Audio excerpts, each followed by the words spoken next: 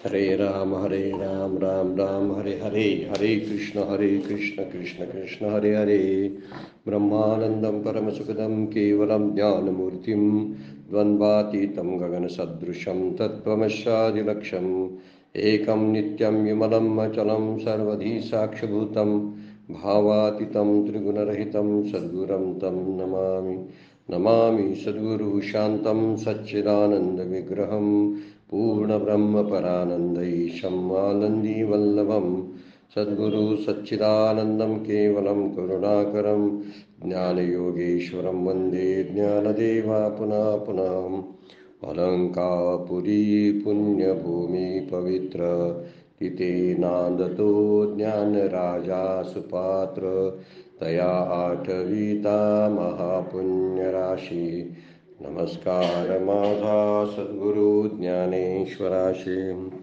सर्व संतांना वंदन, सद्गुरूंना वंदन, ज्ञानेश्वर माऊलींना वंदन करून तुम्हालाही वंदन करतो। आजच्या चिंतनाला प्रारंभ। तम विद्यात दुःख संयोग वियोगम योग सज्ञितम सनिश्चयेन यक्तव्य योगो निर्वन्न चेतसा। असा दुःख संयोगाचा वियोग, त्यालाच ध्यान योग म्हटलेला आहे। म्हणजे दुःखाचा संयोग न होणं, दुःख संबंधित सुख न मिळणं किंवा त्या सुखाची इच्छा न करणं, यालाच ध्यान योग म्हणतात। आणि तो योग जो आहे तो प्रत्येक साधकाने कसा करावा?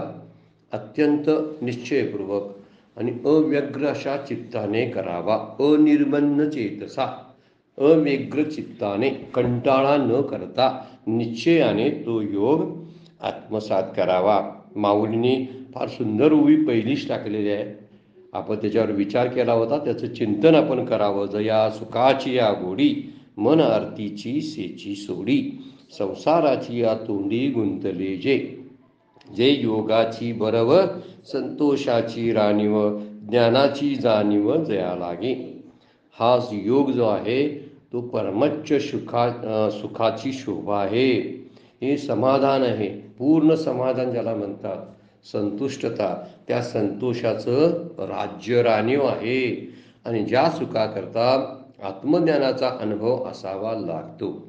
फक्त हे सजासजी सुख सापडत नाही, त्यासाठी निश्चयेन योक्तव्य योगो अनिर्वन्न चेतसा, हा जो श्लोकामध्ये शब्द वापरलेला नाही ना, त्याचाच विचार माऊलींनी या 373व्या ओवीमध्ये केलेला आहे।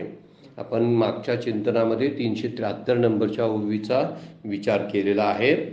त्यासाठी फक्त सांगितलेलं आहे, हे सर्व सुख, हे संतोषाचं राज्य जर आपल्याला प्राप्त करायचं असेल, म्हणजे आत्मज्ञान प्राप्त करायचं असेल, तर त्यासाठी सुख प्राप्त करायचं असेल तर आत्मज्ञान पाहिजे। समाधान प्राप्त करायचं असेल, तृप्तीचा अनुभव घ्यायचा असेल, तर आपल्याकडं काय पाहिजे? आत्मज्ञानाची गरज आहे। आणि वर्णन करताना तसंच केलेलं आहे। म्हणून आत्मसंतोषाचं राजयोग आणि यथार्थ ज्ञानाची त्या ठिकाणी गरज वाढते, त्याची जाणीव व्हायला लागते। मग ते अभ्यासलेने योगे सावयव देखोनी लागे, देखिली तरी अंगी होई जे लगा। मग योगाभ्यास प्रत्यक्ष करूनच पाहावा लागतो। योगाभ्यास अभ्यासलेने योगी सावयव देखावे लागे। ते जे आहे ते सुखाचा, ते सुख योगाचा अभ्यास करून प्रत्यक्ष पाहावे लागते। आणि ते पाहिल्यानंतर तो पाहणारा जो आहे तो स्वतःच सुखरूप होतो। देखिली तरी अंगे होई जे लगा, म्हणजे देखत केव्ह ओळखे ते तत्व मी, अशी मागच्या वेळी जी उभी आपण बघितलेली होते। जेव्हा तो पाहतो आणि पाहिल्यानंतर अभ्यासाच्या द्वारे तो जेव्हा प्रत्यक्ष पाहतो, तेव्हा ते पाहिल्यानंतर तो आपण स्वतःच सुख बनत असतो। पाहणारा केवळ दर्शनानं त्याच्याशी एकरूप होत असतो। आणि म्हणून या ठिकाणी साधकाला मात्र सावध राहण्याचं सांगितलेलं आहे। 2 गोष्टी करायला सांगितल्यात। आपण श्लोकाच्या आधारे या ओवीचा विचार करणं गरजेचं आहे। कारण माऊली म्हणतात, हा योगाभ्यासाचा आनंद जर लुटायचा असेल, समाधान प्राप्त करून घ्यायचं असेल, तर आपल्याला ज्ञानच पाहिजे।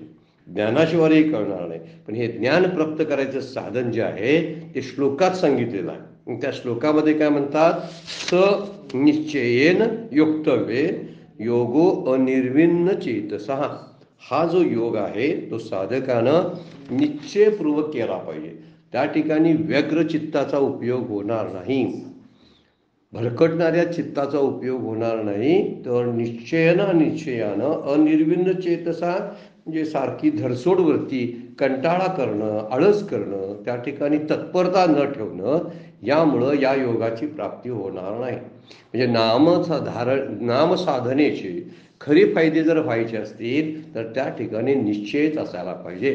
म्हणून बुद्धीच्या निश्चयानंच ज्ञान प्राप्त होतं. आणि तत्परायण अहर्निशी असा एक शब्द मागच्या ओवीमध्ये आपण पाहिलेला आहे.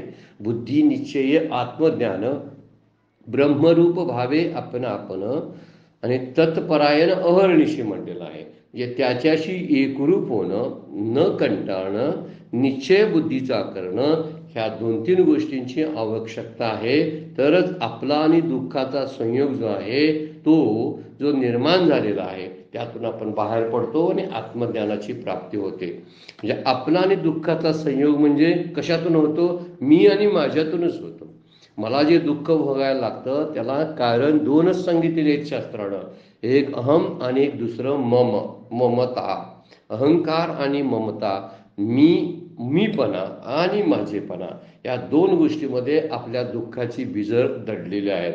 त्यामुळे सावयव शब्द जो वापरला याचा अर्थ अष्टांग योग स्थितीमध्ये जाऊन ते तत्व पाहावे.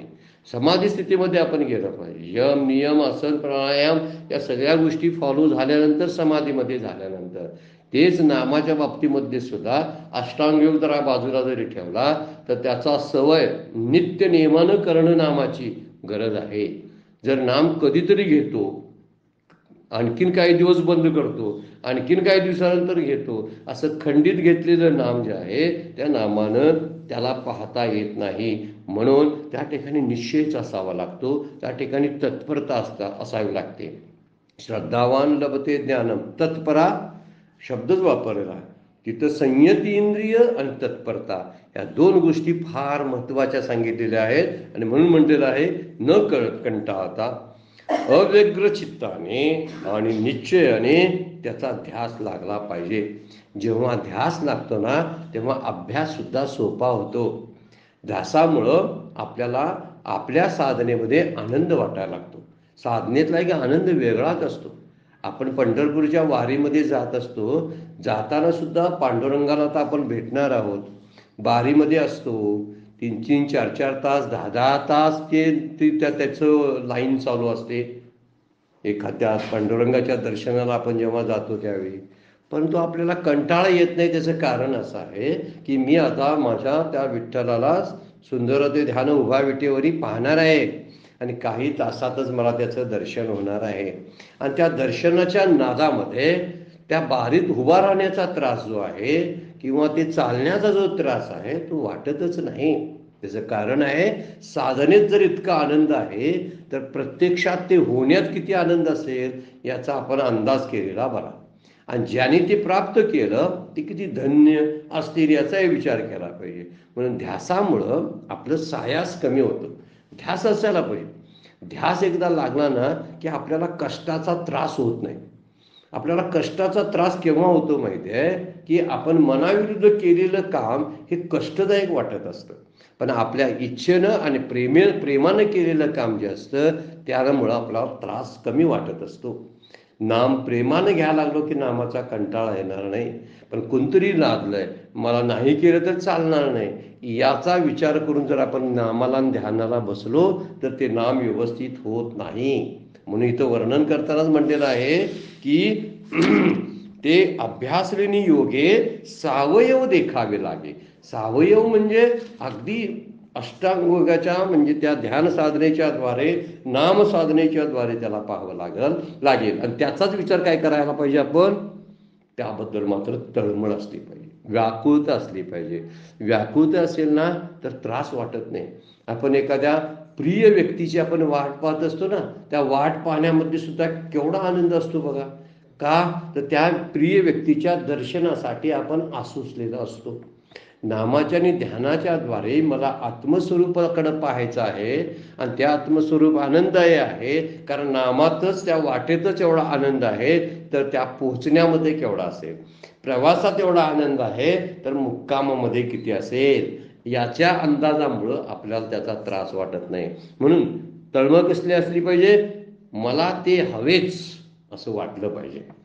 किती निश्चय असला पाहिजे बघा, मला ते हवंच, ते हवंच असं वाटलं पाहिजे. जसा हट्ट आपण प्रपंचामध्ये करतो ना, तसे हट्ट जर परमार्थामध्ये आपण जर करायला लागलो आणि आग्रह करायला लागलो, असंच व्हायला पाहिजे, तसा आग्रह आपला परमार्थामध्ये आणि पारमार्थिक साधनेमध्ये का टिकत नाही काय माहिती नाही. फक्त आपले आग्रह जे असतात ना, ते प्रपंचाला धरून आपण बोलत असतो. माझ्या मनासारखं झालं पाहिजे, असंच झालं पाहिजे, असं होता कामा नये. अशा ज्या गोष्टी होतात तर त्याचा इथंही विचार करावा ना साधनेला बसल्यावर. मला हे हवंच, 2 शब्द आहे बघा, आणि मला तेच हवं. काय म्हटलंय बघा पुढचा शब्द, मला तेच हवं म्हणजे अन्य काय नको. 2 गोष्टीवर विचार केला पाहिजे.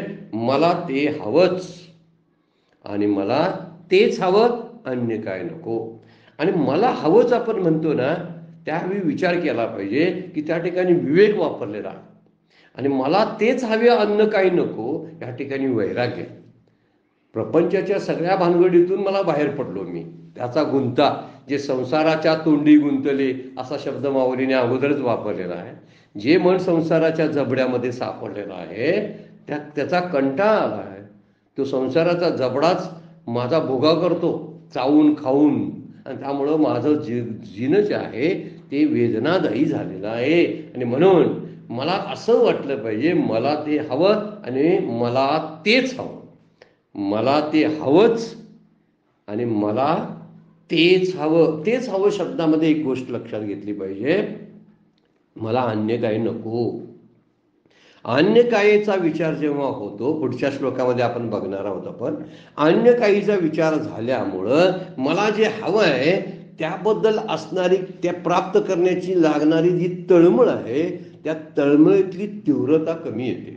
मला जर अन्याचा विचार सुरू झाला, अन्य म्हणजे संसार, ज्यावेळी मला अन्य गोष्टीचा, मी माझ्याचा विचार सुरू होतो, त्यावेळी मला जे हवं आहे ते पकडण्यासाठी लागणारा जो ध्यास आहे, त्याची तळमळणी व्याकुळता आहे, त्याची तीव्रता कमी होते.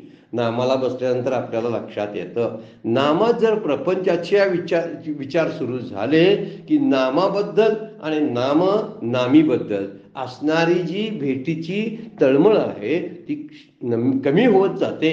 कारण भेटी विभागली जाते, तळमळ विभागली जाते, निम्मी प्रपंचाकडे आणि निम्मी भगवंताकडे. भगवंताच्या साधनेला फॉर्मॅलिटी म्हणून शब्द देतो. फॉर्मली आपण ती साधना करतो बरं काय, औपचारिक. आणि अनौपचारिक ज्या इनफॉर्मॅलिटी जी आहे ती प्रपंचाबद्दल वापरतो. जरासं उलटं केलं ना तर लक्षात येईल की आपला निश्चय कसा टिकत नाही. यासाठी म्हणून असा ठाम निर्णय केला पाहिजे, मला तेच हवं, मला प्रपंचाचं काही नको. म्हणून अन्य काही प्रलोभन असतील, आकर्षणे असू देत, आपला निश्चय सोडता कामा नये. त्यासाठी आयुष्य पूर्ण गेलं आणि पुन्हा जन्माला यायला लागलं तरी हरकत नाही. तुकोबा त्यासाठीच म्हणतात, जर असं काही झालं तर तुका म्हणे, गर्भवासी सुखी घालावे आम्हाशी.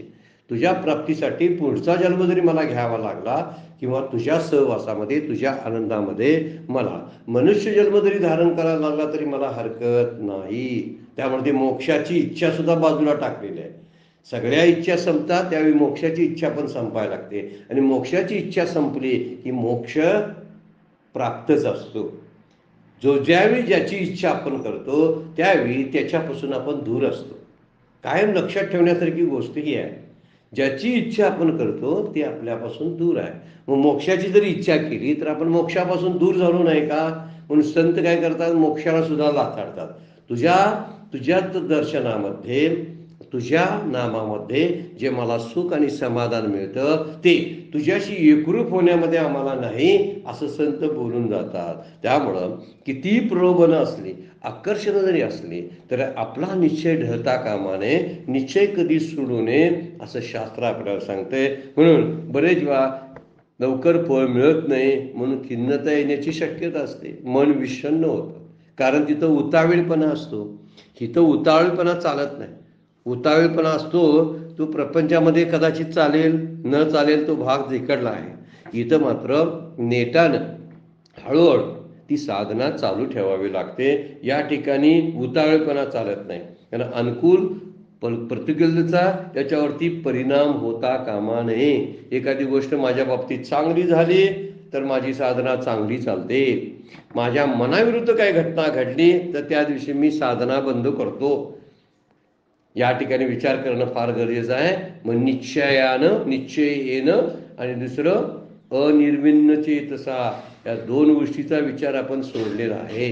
पण माऊलीच बोलतात की जे आपल्याला पाहायचं तत्व आहे ते पाहायचं तत्व ते होऊनच पाहावं लागतं. आणि हे जर आत्मज्ञान प्राप्त करायचं असेल तर आपल्याला उतावीळपणा सोडून दिला पाहिजे. अनुकूल आणि प्रतिकूल घटना घडतात त्याच्याशी आपण एकरूप होणं अर्थ नाही. आपलं प्रारब्ध एक आणि ईश्वर इच्छा दोन, या दोन गोष्टीचा विचार करायचा आणि अनुकूल प्रतिकूल कडे दुर्लक्ष करणं हेच आपल्या साधनेसाठी उपयुक्त गोष्ट आहे. त्यामुळं या साधनेतली प्रगती दिसत नाही म्हणून कंटाळा येण्याची शक्यता असते. पण प्रगती दिसत नाही असं नाही बरं काय, प्रगती होतच असते. जर आपण जे काही करतो ते त्या केलेल्याचा परिणाम हा दिसणारच आहे ना. कदाचित मला अनुभवाला आला नसेल म्हणून मी म्हणते कंटाळा आलाय, अजून काय मन स्थिरच होत नाही, मग सोडून द्यावे. यासाठी व्याकुळता असायला पाहिजे आणि उतावीळपणा जो आहे तो उतावीळपणा सोडला पाहिजे. कारण आपण जी मिळवायला गोष्ट निघालोय ही सामान्य गोष्ट नाही. प्रपंचातल्या सगळ्या गोष्टी सामान्य आणि प्रयत्नाधीन असतात, कदाचित प्रारब्धाधीन असतात. दोन्ही गोष्टी आपण लावून बघूया. पण इथं मात्र जी गोष्ट आहे ती मात्र साधनाधीनच आहे. म्हणून साधन केल्याशिवाय ते फुकट काय मिळत नाही. आणि एवढीच मोठी गोष्ट तरी अजिबातच फुकट मिळत नाही. जेवढी वस्तू मोठी आणि महाग तेवढं त्याचं मूल्य अधिक असतं. ही गोष्ट विसरायची नाही. मी भगवंताच्या प्राप्तीचा विचार करायला लागलोय, मोक्षाच्या प्राप्तीचा आनंदाचा विचार करतो. हा आनंद सहज मिळेल काय? देव बाजारातला भाजीपाला नाही रे, असं जे बोललं जातं संतांची वचनं आहेत. देव अशानं पावायचा नाही, देव बाजारातला भाजीपाला नाही रे. आणि भाजीपाला जसा प्रपंच तुला फुकटात मिळेल, प्रारब्धात असते, जाता जाता कष्ट न करता मिळेल. पण साधना आणि तपस्या, स्वाध्याय आणि व्याकुळता या गोष्टी आपल्याजवळ नसतील ना तर या नामसाधनेतलं, ध्यान साधनेतलं आपल्या हाताला काही लागणार नाही. म्हणून त्यासाठी व्याकुळता असायला पाहिजे. आणि मोठ्यातली मोठी गोष्ट जी आहे ती फुकट मिळत नाही, त्यासाठी तेवढीच किंमत द्यावी लागते. त्यामुळे कंटाळा सोडला पाहिजे. कंटाळा कशाचा येतोय माहिती आहे का? सगळ्यांचे अनुभव आहेत बरं काय, येतोय कंटाळा बरं काय साधनेचा. नको आता काय मिळते तासभर बसून ना, आम्हाला तरी काय मिळालं, हे मिळालं काय या भावनेनं बसतोय म्हणून कंटाळा येतो. मला काहीतरी मिळावं या भावनेनं मी नामाला आणि ध्यानाला जेव्हा बसू त्याच वेळी कंटाळा येतो. मला काहीही नको आहे, लब्ध्वाचं अपरम लाभम मन्यते नाधिकम तथा. मला नाम घेताना आनंद वाटतोय ना, तो माझ्यासाठी पुरेसा आहे. मला अन्य काहीही नको. काहीतरी पाहिजे म्हणून आपण साधनेला बसल्यामुळंच आपल्याला कंटाळा येतो. आणि त्यामुळं हा कंटाळा कधी कधी परीक्षा असू शकते बरं का आपली. त्यामध्ये खरंच आपली भगवंत श्रीगुरु परीक्षा घेत असतील की खरंच त्याला जो करतो ती साधनेचं पचनक्रिया केवढी झाली हे बघण्यासाठी आहे. स्वामी अखंडानंद 2 शिष्यांची उदाहरण देतात. उदाहरण म्हणून दिलेलं आहे.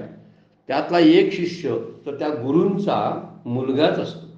अखंडानंद ज्याचे उदाहरण देतात त्या गुरूंचं उदाहरण देताना त्या गुरूंनी 2 शिष्यांना कामं सांगितली. काय करायचं होतं? एक बांधकाम करायचं होतं, चबुतऱ्याचं बांधकाम करायचं होतं. आणि त्यातला एक जण तो शिष्य होता तर तो त्या गुरूंचा मुलगाच होता. ज्यावेळी चबुतरा पूर्ण व्हायचा त्यावेळी गुरु म्हणायचे, मला काय बरोबर वाटत नाही झालेलं काम आहे, परत फोडा आणि परत करा. दोघांना पण सांगायचे. दोघांना म्हणायचे, हे काम जे झालेलं आहे ना हे मला काय पसंत पडलेलं नाही, हे परत फोडा, परत करा. असं एकदा, दोनदा, तीनदा झाल्यानंतर त्यातला एक जो शिष्य होता की तो म्हटला तुम्ही चबुतरा बांधला की ते दोष काढता आणि परत बांधायला सांगता. आता हा म्हणणारा जो होता ना, हा त्यांचा मुलगाच होता. आणि तो मुलगा म्हणतो तुमच्या मनासारखं होत नाही, त्यामुळे मीही काही काम करणार नाही. मी 4-5 वेळा केलं पण तुम्हाला पसंतच पडत नाही, मी करणार नाही, म्हणून त्यानं टाकून दिलं. गुरु हसले, कारण त्यांना मुलगाच तो बोलत होता ना. दुसरा जो शिष्य होता त्याला विचारलं की तुझं मत आता काय झालं याबद्दल. ते म्हटलं, सरळ सांगितलं, माझं काम तुमच्या आज्ञेचं पालन करणं. तुम्ही किती वेळा आज्ञा द्या ते मी करणारच आहे, आणि किती वेळा सांगा ते मला करावंच लागणार आहे. याला म्हणायचं न कंटाळता काम करणं. का? ही शास्त्र आज्ञा आहे, संतांची आज्ञा आहे, श्री गुरूंची आज्ञा आहे. म्हणून जो करतो ना त्याला कष्ट वाटत नाही, त्याला कंटाळा येत नाही. ज्याला हे काम मी करतो असं वाटतं त्यालाच कंटाळा येतो. हे काम माझे सद्गुरू, ह्या कामासाठी माझ्या सद्गुरूंनी माझी नेमणूक केलेली आहे असं समजून उत्साहानं जो कामाला लागतो तोच खरा अर्थ अनिर्विण्ण चेतस ज्याला म्हणतात ना, तो त्याला म्हणतो. या ठिकाणी अखंडानंदांनी जे उदाहरण दिलं, त्यांनी शिष्यांची परीक्षा घेतली. आपणही आपल्या साधनेमध्ये असताना कदाचित आपली परीक्षा होत असते. त्या परीक्षेमध्ये आपण कसं राहतो यावर सुद्धा त्यावरची पुढची साधना ठरत असते. त्यामुळे कोणत्याही प्रकारचा धरसोडपणा आपल्या साधनेमध्ये असता कामा नये. या ठिकाणी दुसऱ्या शिष्यानं दिलेलं उत्तर जे आहे ते आपल्यासाठी योग्य आहे. तुमच्या ऑर्डरी कितीही असू देत, तुमच्या ऑर्डर पालन करणं हे माझं काम आहे. तुम्ही किती वेळा देताय याच्याशी माझं काय मतलब नाही, फक्त तुमची आज्ञा मी पाळतो. आता आज्ञा पाळतो या शब्दाचा अर्थ आहे आज्ञा दिली या साधनेची ना साधन करत राहावं. साधन असंच आहे, साधन तसंच आहे, मला अमुक होतं, माझी ही अडचण आहे, या सबबीतून जो बाहेर पडतो ना तो खऱ्या अर्थानं साधन करतो. म्हणून चांगला शिष्य बनण्यासाठी या गोष्टीची गरज आहे. आपण सुद्धा हा विचार साधनेत करणं फार गरजेचं आहे. आपण सगळं जे रोजच्या चिंतनामध्ये बोलतो ते साधनेशी संबंधी बोलत असतो बरं काय. उगीच काहीतरी शास्त्रांचे मोठमोठे जे काही असतात बॅम्बॅस्टिक शब्द वापरून ते लोक काय आपण गैरसमज करून घेत नाही किंवा कुठलंही कन्फ्युजन होऊ नये या बाबतीत विचार करावा लागेल. आपल्याला बाकी काहीही करायचं नाही, आपल्याला कोणीही बनायचं नाही, तर मला माझ्या आनंदाचा ठेवा जो आहे तो फक्त पक्का करून घ्यायचा आहेच तो, फक्त तो मला त्याची जाणीव करून घ्यायची आहे. या दृष्टीनं साधनेवर आपण बोलतो. म्हणून त्यासाठी ही गोष्ट फार महत्वाची आहे म्हणून आपण चर्चा करायला लागलोय. म्हणून शास्त्रानं सुद्धा 3 गोष्टी सांगितलेल्या आहेत. साधन करताना 3 गोष्टींची गरज आहे. साधन हे दीर्घकाळ चाललं पाहिजे. काळाची बंधनं त्याला लावून चालत नाही. कारण साधन ज्याचं आपण करतो, जे साध्य आहे ते साध्य कालातीत आहे. मग त्या कालातीत साधनेला आपण काळामध्ये परिच्छिन्न करू नये, त्याला मर्यादित करू नये. त्यामुळे ती साधना किती काळ करावी लागेल याचा विचार सोडून द्यावा. दीर्घकाळ म्हणजे खूप दिवस करावे लागेल. मी महिनाभर करणार, 3 महिने करणार, वर्षभर करणार, 12 वर्ष करणार असा नियम आपल्याला लावून घ्यायचा नाही. म्हणून दीर्घकाळ हा शब्द साधनेत फार महत्वाचा. काळ वेळ नाम उच्चारिता नाही, दोन्ही पक्ष पाही उद्धरती. हरिपाठामध्ये ज्ञानेश्वर माऊली बोलतातच काळ वेळ नाम उच्चारिता नाही. इथं काळाचा विचार नामाच्या ठिकाणी आणायचा नाही. म्हणून घड्याळ लावून केलेली साधना कंटाळवाणे होऊ शकते.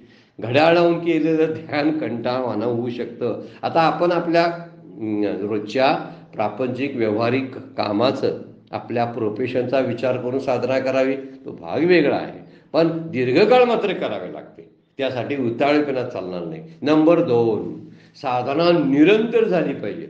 एका संस्कृत श्लोकाचे भाषांतर आहे बरं काय. साधना कशी असायला पाहिजे? निरंतर म्हणजे अखंडितपणाने चालू असली पाहिजे. ही अखंडता बंद करायची नाही.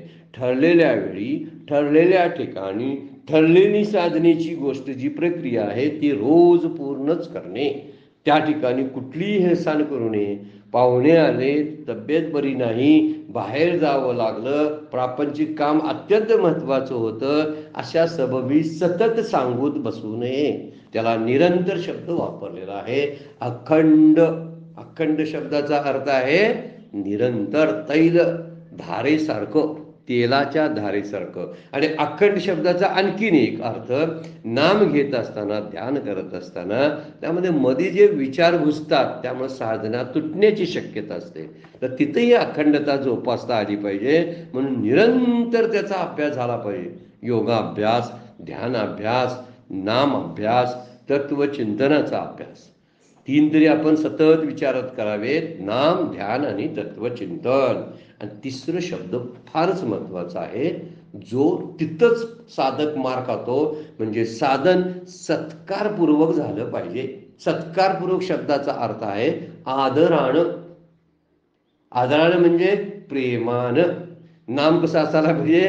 प्रेमानं असलं पाहिजे.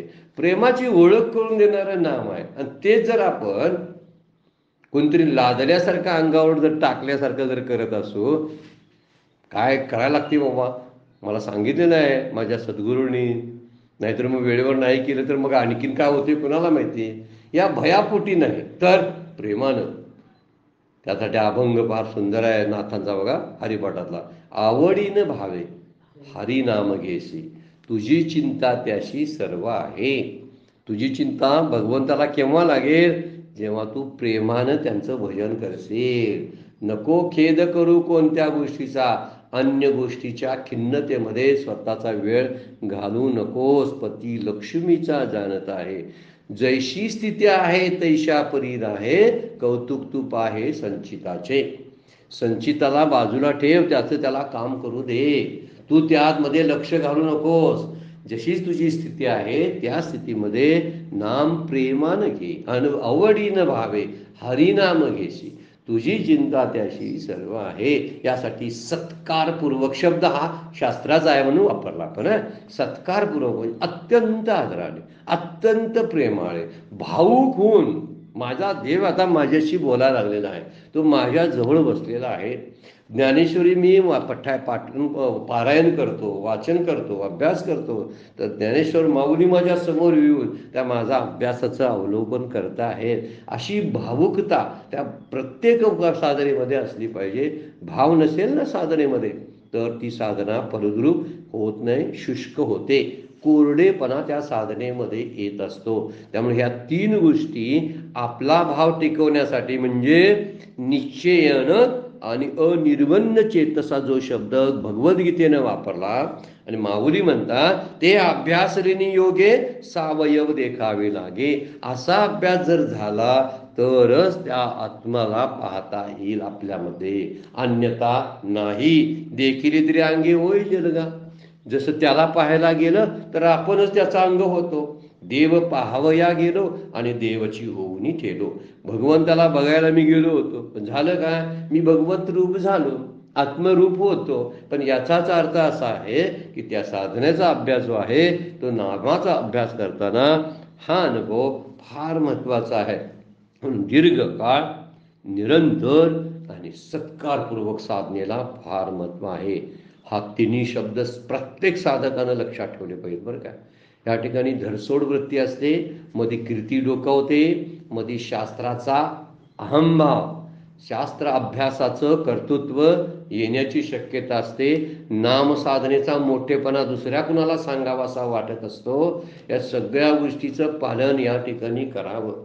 कुणालाही आपल्या साधनेबद्दल बोलू नये. आपली साधना काय चालू आहे, किती वेळ चालू आहे, कोणती चालू आहे याच्या कल्पना देऊ नये. हे काय प्रपंचातलं बोलणं नाही. प्रपंचातलं बोलता येतं, परमार्थातलं गुप्तच असतं. आपल्यासाठी ते गुप्तच असायला पाहिजे. दुसऱ्यांना त्याचं किंमत नसते. जो आदर आपण साधनेबद्दल आपला असतो, नामाबद्दल जो प्रेम असतं ते इतराला असेलच का? नसेल. तो मला बुद्धिभेद करण्याची शक्यता आहे जर त्याला मी सांगायला गेलो तर. म्हणून गोंदवलेकर महाराज म्हणतात, जशी प्रपंचाच्या कार्याला मोठेपणाला दृष्टी लागते ना, तशी परमार्थाला सुद्धा लागते. परमार्थ उच्च कोटीला जायला लागलेला बऱ्याच जणांना पाहवत नाही, असंही असण्याची शक्यता आहे. म्हणून विचार करावा थोडासा जो काही त्यामध्ये, पण असू दे. म्हणून हे काही सोपं साधन नाही. मगाशी आपण म्हटलं मोठ्या गोष्टीच्या प्राप्तीसाठी मोठी किंमत द्यावी लागते. भक्ती तो कठीण सुळावरील पोळी, निवडे तो बळी विरळा जाणे. असा एखादा विरळ असतो, दुर्लभ. काय म्हणलेलं आहे हरिपाठामध्ये? त्याला दुर्लभ शब्द वापरलाय. काय म्हटलंय? हरिपाठाचा तुकडा दुर्लभ. तर त्या दुर्लभ म्हणजे साधना याच्यासाठी शब्द वापरलाय. एवढी सोपी नाही. भक्ती तो कठीण सुळावरील पोळी. तुकोबा त्याला वर्णन करतात, सुळावर चढायची तयारी असेल तरच ती पोळी प्राप्त होईल. जगलास मरलास तर तुला पोळी प्राप्त होईल. याचा अर्थ तुझ्या आयुष्यात जर शेवटपर्यंत त्या मोक्षाच्या प्राप्तीचं प्रारब्ध सुकृत असेल तर तुला साधनेचं फळ मिळेलच, परंतु ती साधना तुझी वाया जाणार नाही. प्रपंचात किती जन्म येऊन केलास तरी वाया जाणार. प्रपंचातल्या एकाही गोष्टीची खून मागोवा पाठीमागं शिल्लक राहत नाही. परंतु पारमार्थिक साधनेचे सगळ्या खुणा आणि सगळ्या नोंदी, सगळे रिमार्क्स शिल्लक असतात. त्याचा उपयोग मला पुढील जन्मासाठी होऊ शकतो, पुढील साधनेसाठी त्याची मदत होऊ शकते. म्हणून साधना जी आहे ती सोपी नाही असं समजून, या ठिकाणी भीती घालण्याचा उद्देश नाही बरं का. नाहीतर ह्या भगवद्गीतेला भीती घालायची आहे वाटतं, हे सजासजी नाही, सोपं नाही, मिळणारच नाही, मला मिळणार नाही असे का नाही. प्रत्येक व्यक्ती अधिकार आहे त्याच्याकडं. ज्याच्याकडे नरदेह आहे तो त्याचा अधिकारी आहे. त्यामुळं इथं एखादी गोष्ट प्राप्त करायची आहे तर त्याला किंमत द्यायला नको काय हो. आपण साधी गोष्टी आहे, सामान्यतः आपली एखाद्या विद्यापीठाची डिग्री प्राप्त करायची असेल तर 15-20 वर्षे खरडेघाशी करावी लागते. काय काय काय काय करावं लागतं, किती ट्युशन्स लावावे लागतात, किती रेफरन्सेस बघावे लागतात. असे रेफरन्सेस कधी बघतो का हो मी?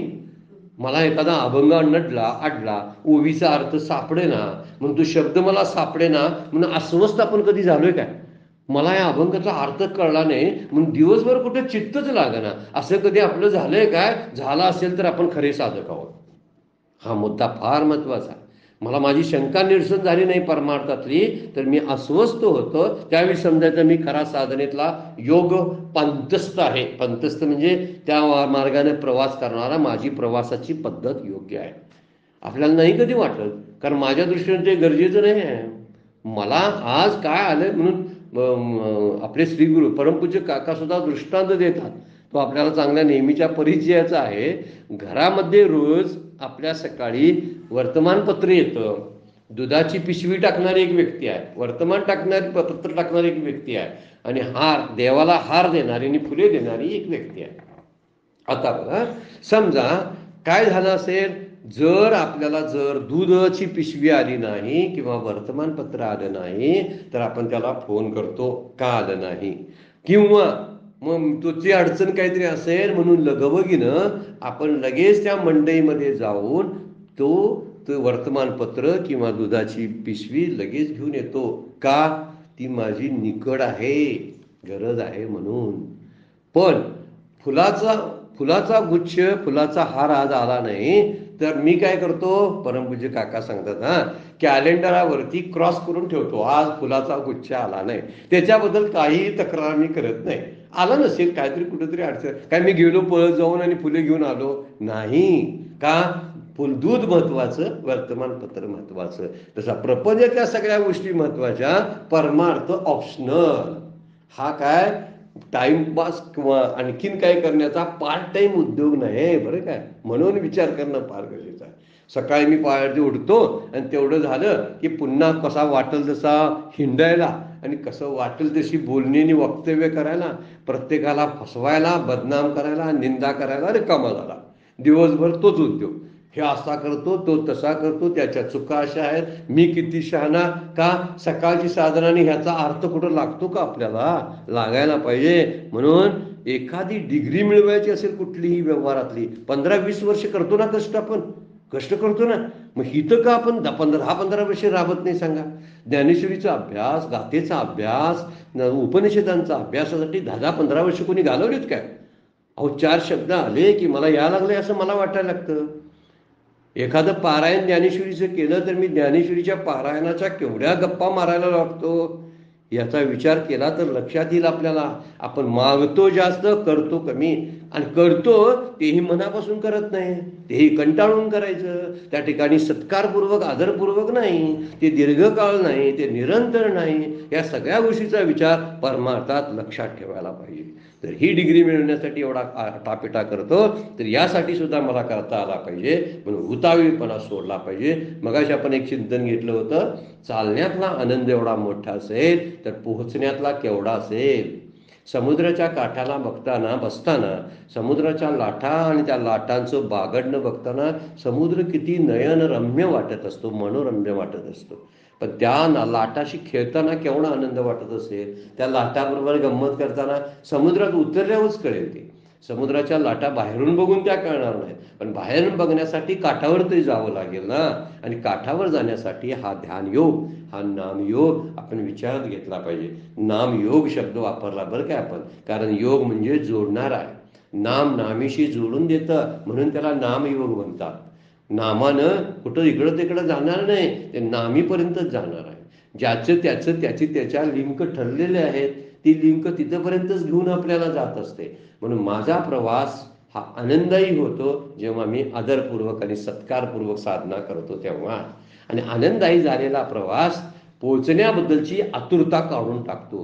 कशाला पोचायला पाहिजे, चालतच राहू का, रोज आनंदी आहे मी, रोज प्रसन्नता माझी आहे, रोज तृप्तीचा अनुभव येतो. साधनेत तृप्तीचा आनंद येत असतो, पोचण्यात पूर्ण तृप्तीचा आनंद असेल. पण आता कुठं तृप्ती कमी आहे, हे यातल्या गोष्टी फार. म्हणून उतावीपणा.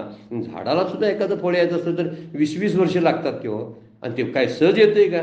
त्याचं जनावरांपासून रक्षण करा, त्याचं स्वच्छता करा, त्याला खत पाणी घाला, त्याला किडीपासून त्याचं संरक्षण करा. या सगळ्या गोष्टी जर झाडाला लागू आहे तर माझ्या साधनेला लागू का पडू नये सांगा बघू. मला सुद्धा कीड लागण्याची शक्यता आहे ना माझ्या साधनेला. ती कीड मी वेळोवेळी अशी कीटकनाशकं टाकावीत की ज्यामुळं ती कीड जाईल. आता या ठिकाणी कुठलं कीटक नाही. नाम हे साधन आहे, नाम हे साध्य आहे. नाम हे काय आहे तर त्याबद्दलचा उपाय आहे. आणि नाम हे औषध सुद्धा आहे, लक्षात घेणं फार गरजेचं आहे.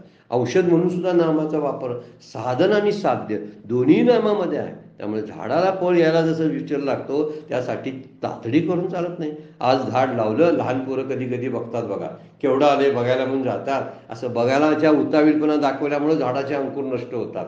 तसं या नाम ध्यान साधनेमध्ये सुद्धा असंच आहे. तुका म्हणे नाही चालत तातडी, प्राप्त काळ घडी आल्या विना. तातडी करून चालत नाही. तातड विन भिंत पडून जाते. तुकोबांची आणखी ना बघ आहे की तातडे विन भिंत जी असते ना, कसली पायाविन भिंत जी असते ना, ती पायाविन भिंत ढासळून जाते. म्हणून विचार करावा, चालत नाही तातडी, प्राप्त काळ घडी म्हणजे कुठली घडी आपल्याला माहित नाही. म्हणून दीर्घकाळ, कुठल्या क्षणाला काय होईल सांगता येत नाही. म्हणून निरंतर प्रेमाने करायला पाहिजे का कंटाळा येऊ नये म्हणून सत्कारपूर्वक या साधनेतले काही टप्पे म्हणून घ्या करणं फार गरजेचं आहे. पण कुठल्या गोष्टीची इच्छा करून आपण साधनाला बसलो ना तर त्या इच्छा हीच साधनेतला कंटाळा ठरतो. कारण ती पूर्ण होत नाही. पूर्ण झाली नाही की उद्या साधना करूशी वाटत नाही. तुकोबा काय म्हणतात बघा, मनी भक्तीची आवडी, सेवा व्हावी ऐशी गोडी. माझ्या मनात भक्तीची आवड आहे आणि कशी सेवा व्हावी ऐशी गोडी. तुका म्हणे देवा मोक्ष तुमचा तुम्ही ठेवा.